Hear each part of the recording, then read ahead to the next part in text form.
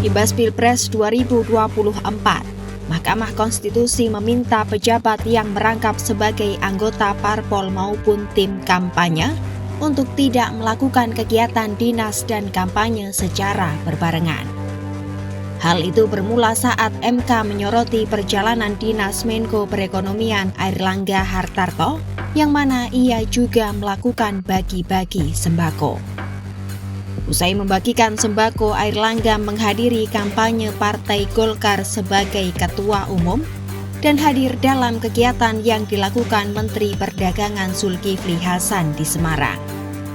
Seperti diketahui, dua Menteri Kabinet Jokowi itu merupakan Ketua Umum partai yang tergabung dalam koalisi yang sama.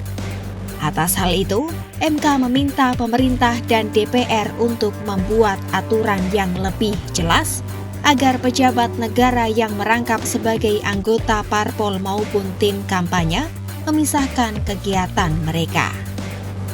Usulan itu disampaikan Ketua Mahkamah Konstitusi Suhartoyo dalam sidang pembacaan putusan sengketa Pilpres 2024 Senin 22 April 2024.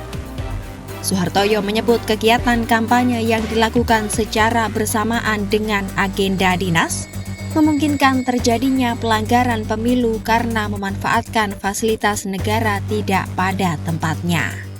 Pemerintah dan DPR perlu membuat pengaturan yang lebih jelas tentang aturan bagi pejabat negara yang juga merangkap sebagai anggota partai politik ataupun sebagai tim kampanye dalam melaksanakan kampanye, yaitu pelaksanaan kampanye harus dilaksanakan terpisah, tidak dalam satu waktu kegiatan ataupun berhimpitan dengan waktu pelaksanaan tugas penyelenggaraan negara.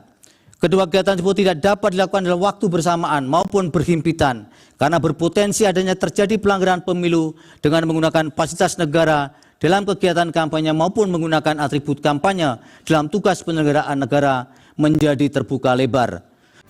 Meski begitu, MK menilai dalil pelanggaran yang dituduhkan terhadap Airlangga tidak terbukti dalam sidang sengketa Pilpres 2024. Selain itu, MK juga menolak permohonan sengketa hasil Pilpres 2024 yang diajukan oleh Anies Muhaimin serta Ganjar Mahfud.